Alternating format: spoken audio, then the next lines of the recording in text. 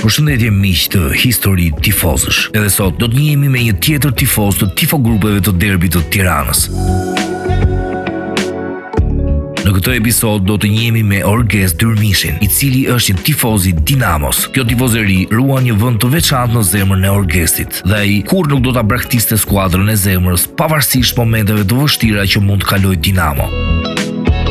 Por si ka qenë për të qenë tifoz i një ekipi që duket se ndodhet prej kohësh në hije e harres. Këtë dhe të tjera do t'i zbulojmë pas pak në Histori Tifozësh.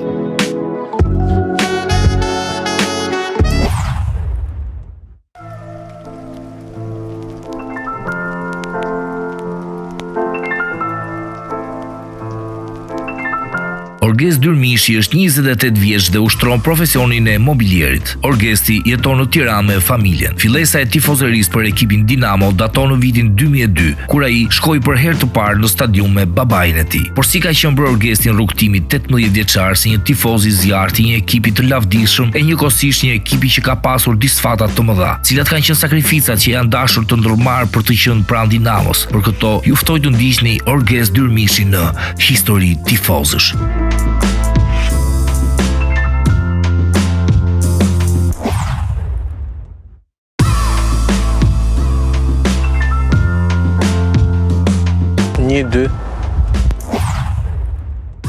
Unë jam Orges Dyrmishi, 28 vjeç, tifoz i Dinamos. Që nga viti 2002 e kam të trashëguar nga babai, që më merrte në stadium që i vogël. Në fillim nuk e kisha shumë e qef, pastaj dashje pa dashje më fut në zemër. Ndeshja e parë që unë kam parë në stadium është viti 2002, Dinamo Tirana me Albiter Spanjol. Dhe ndeshja ka dalur 2-2, aty ishte si një dashuri me shikim të parë. Unë jam tifoz Dinamos që prej vitit 2002, do më thonë saktësisht gati 19 vite. Pastaj nga që më thoshte babai që hajde ikim stadium, u bëra unë, i thosha ditë për ditë kur luan Dinamo, sepse kisha shumë dëshirë ta shifja. Pastaj edhe duke u rritur, duke vajtë më i madh në moshë, fillova ta ndiqja edhe vetëm. Jam tifoz i Dinamo sepse për mua është ekipi me lojën më të bukur. Prandaj jam dashuruar me atë ekip, që për atij viti që kam qenë fëmijë.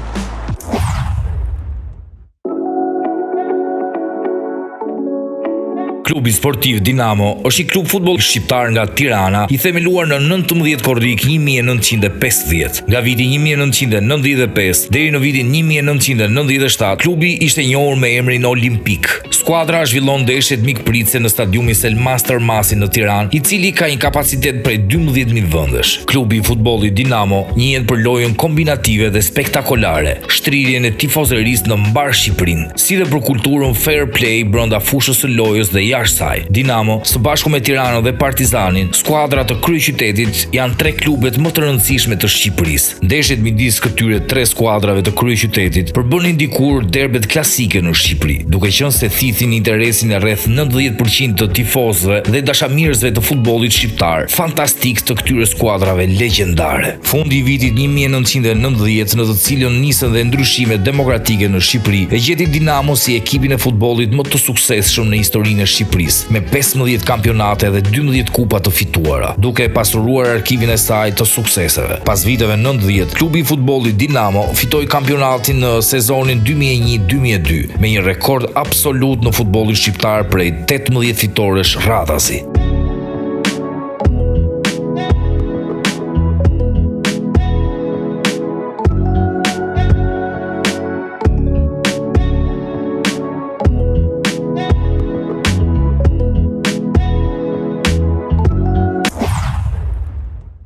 Vitet që kujtoj janë vitet që nga 2007, sepse edhe kam qenë dhe pak më i madh në moshë, edhe më kujtohen. Pikërisht në atë vit që mua më kujtohen më shumë historitë e Dinamos, është viti që Dinamo shpallur kampion me Partizanin. Gjithë kampionati ka qenë kryesues dhe në ndeshjen e fundit luftonte në ndeshje finale me Partizanin ku shpallej kampion, që Dinamos interesonte vetëm një barazim. Ishte një ndeshje shumë e bukur, Po për fat të keq atë ditë Dinamo ngeli dhe me 9 lojtarë që as unë as një tifoz nuk e besote që do fitonte titullin kampion. Po ndonjëherë dhe çuditëra ndodhin, Dinamo fitoi titullin me 9 lojtarë. Që bëri gol në minutën 94, edhe më kanë festuar si i çmendur. Më kujtohet që para asaj ndeshje finale i pata premtuar vetes se nëse Dinamo do shpallet kampion, do bëj tatuazh logon e Dinamo, dhe sa po kam mbaruar ndeshja të nesme, kam bërë logon e Dinamos tatuazh. Ato vite kanë qenë të arta për Dinamon, që unë i kujtoj edhe me pasion dhe nostalgji, sepse ka pasur vërtet një ekip shumë të mirë, 2007-2008, duke vazhduar deri në 2010-ën. Kultivuesi më i madh për dashurinë për Dinamon ka qenë babai im, që më ka pas marrë me vete në stadium pothuajse çdo ndeshje. Edhe ai më ngjiti dashurinë për Dinamon, më tregonte historitë e legjendave më përparshme, edhe mua u bëra kurioz derisa shkova në stadium edhe unë u dashurova me atë lloj ekipi. Kur asnjë se priste, po ndodhi ajo që siç ndodhi në rëndom tonë në Shqipëri, që u shkatrua një emër për të ngritur një klub tjetër, duke i marrë pronat, klubin, çdo gjë të Dinamo ngeli në rrugë.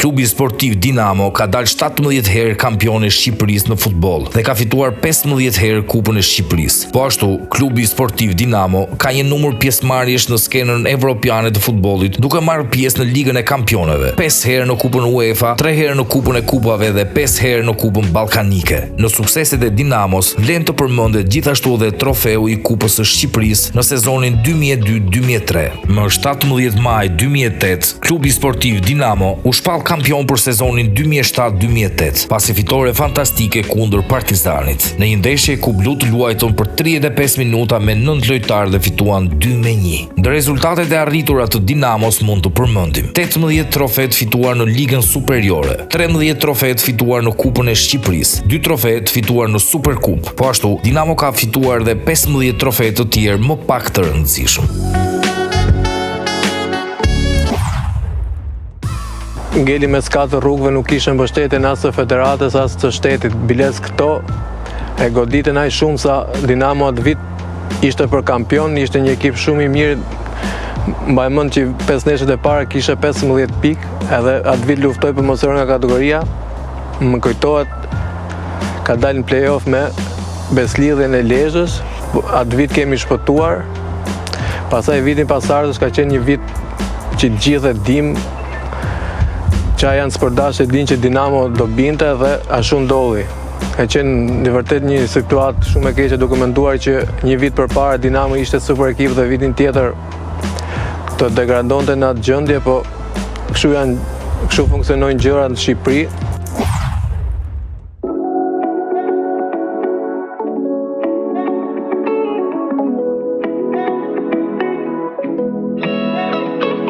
Lagja e Komuna e Parisit në Tiranë i përket njësisë administrative nëmër 5 në kryeqytet.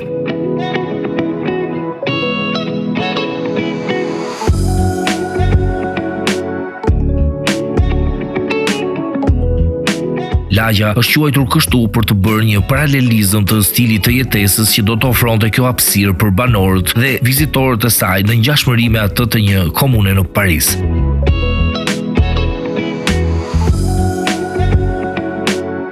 Kjo lagje mban në gjirin e saj 3 tifogrupet e derbit të Tiranës. Gjatë marshimeve të grupeve të tifozërisë janë shënuar incidente të lehta midis tifozëve të moshave të reja të Tiranës dhe Partizanit.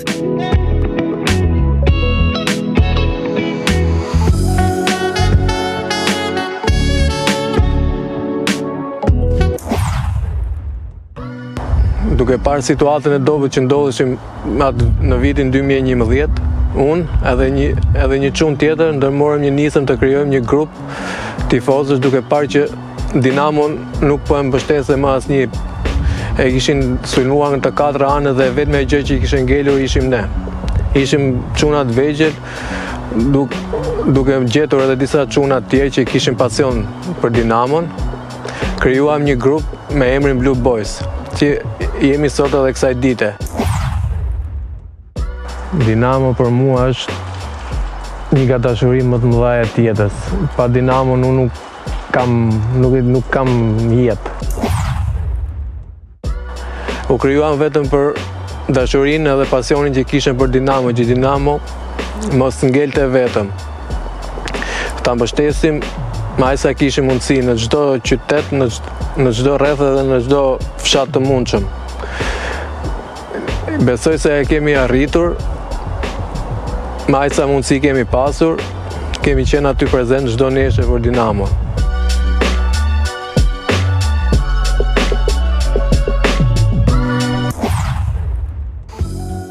Formacioni historik i Dinamos në vitin 1953 përbëhet nga Shaqiri, Vogli, Vila, Cungu, Qinali, Murati, Jareci, Reli, Peqini, Begeja dhe Bakalli.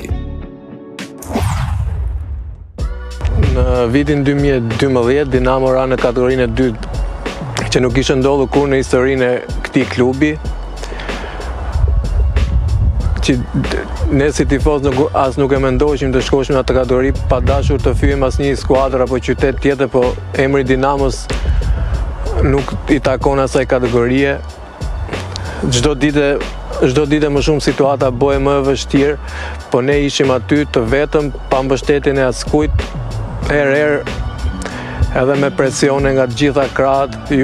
Herë edhe Natalin thoshin, po ju pse e mbështetni akoma Dinamo në këtë gjendje, Dinamo ka mbaruar, po ne e dinim edhe besonim që legjendat nuk vdesin kurrë. Ka stadiume që janë edhe për familjar, ka stadiume që për mendimin tim unë jam vetë tifoz, që nuk tregojmë edhe aq shumë kulturë sa duhet të jetë për të vi një femër, një familjar në stadium. Kemi edhe ne tifozët pak fajin për këtë. Do donim që ato kohë të kishim dhe mbështetjen e ish legjendave të Dinamos, por nuk e patëm. Andaj jemi edhe shumë të zhgënjur nga ato, sepse nëse do kishim mbështetjen e atyre, të paktën do ishte disi më ndryshe, do ngjoj zëri, do dilshim edhe në gazetë, sepse ato vite ne as në gazetë nuk na nxirrshin, aq keq kishim përfunduar. Herë dhe me duke bërë edhe gjëra që ndoshta edhe nuk lejohen, që vetëm që emri Dinamo të ngjohet të dilte në gazetë, që njerëzit mos të mendonin që Dinamo nuk ekziston. Kishte vite që afroheshin tifozë çuna më shumë, po duke parë edhe situatën që ndodheshim, shumica edhe janë larguar, kanë vajtur dhe ke tifozëritë e tjera të kryeqytetit. Po ne në krah themi më mirë pak e saktë sa tifoz që e ndrojnë ekipin sa herë ekipi kundërshtar është më mirë. Rivalitet duhet ketë, po ndonjëherë i kalojnë shumë caqet, sa shkojnë edhe gjërat personale, që për mua kjo gjë nuk do të ndodhi. Unë me këtë mendim jam për veten. Qa janë stadiumi, e lem stadiumit. Ja stadiumit nuk ka pse ndodh gjë tjetër. Në atë kategori kemi kaluar shumë vështirësi, që unë si tifoz edhe ne nuk e mendonim që do kalonim, shumë vuajtje, shumë lot, net pa gjumë, thjesht vetëm duke menduar që të vihesh tuna, se ishte bërë si psikologjike Dinamo, vetëm u rrifte, ne nuk na shkonte në mendje. Ka pasur shumë vite që ne kemi qenë duke për të rrezikuar për të rënë kategorinë e dytë, po kemi qenë aty dhe aq sa kemi pas mundësi, kemi bërë dhe përpjekjet që edhe shteti ka dashur që ta rrezojë dhe një kategori më dytë, po nuk ja kanë dalë. Më kujtohet një vitin në 2016, në 2017 në mos gabofsha, që kemi pasur një ndeshje në fund me Sopoti, me ekipin e Librazhit, si mund të quhet ndryshe. Edhe pa dashur përmendur emra pushtetarësh, por kanë ardhur sigurt që Dinamo do rrifet dhe Dinamo do bjerë në kategorinë e dytë. Ne atë ditë mbaj mend jemi mobilizuar 2 javë, 3 javë para, se di se për ne ajo ka qenë një ndeshje shumë e vështirë. Kemi karikuar dhe çunat që kanë qenë fushë, kemi thënë çfarë doni, vetë na i kërkoni, ne do bëjmë dhe ne çdo sakrificë, vetëm jepni zemrën fushë Dinamo, mos e leni të bijë më poshtë. Nëse do binte më poshtë, për ne si tifoz do ishte një gjë shumë tragjike, dhe besonim që nëse do binte në kategori, Dinamo do ishte e vështirë të ngrihej përsëri. sepse kështu funksionojnë gjëra këtu në Shqipëri, po s'pate fush, po s'pate klub, asku stërvitet, asë gjë, se ne lozim në 5 helmës. E kuptoj, Dinamo ka stadiumin e vetë, stadiumi Dinamo, luan ekipi tjetër i Kryeqytetit. Nuk jam kundra që mos luajnë, se është i Kryeqytetit, po jo Dinamo të lozi në 5, sepse nuk i ka ije, i ka ije të lozi në Kryeqytet. Ma aq çuna sa kemi qenë, kemi bërë dhe sakrifica, për ne është sakrificë, ti është edhe i vogël, të lësh edhe shkollën, edhe punën, të shkosh në shtetës Dinamo në përrethe, herë dhe me lek borë, sepse edhe të shtëpis nuk në leshin të ikur 6-18 vjeç të shofësh Dinamon, çdo ti për Dinamon, në atë mosh, në përrethe. Të ka qenë janë sakrificat shumë të bukura se jeme çunat, kalon bukur, ndan edhe ato, si të them, gjysmën e bukës me njëri tjetrin. Për shembull, të tregoj një sakrificë që për mua është sakrificë. Unë kam qenë unë edhe çunat e tjerë, por personalisht unë i kemi dalë kundra ish drejtuesve Dinamos, jo se kishim gjë personale me ato, po kisha ardhur koha që duhet ta lënë në Dinamo ta merrte dikush tjetër sepse nuk po bonin asgjë për ta ringritur, thjesht si po e mbanin aty dhe ne na dukej sikur po tallen, ndoshta edhe po talleshin. Ajo ka qenë dhe sakrificë, ti e di si janë njerëzit këtu me pushtet që ke edhe frikë. Unë kam qenë ai që i kam dalë kundra ish presidenti Dinamos, edhe kam goditur, edhe ish donator, administratorit, më fal, kam dhe goditur duke marrë përsipër dhe barën që mund të ketë ai me njohje me pushtetin që ka.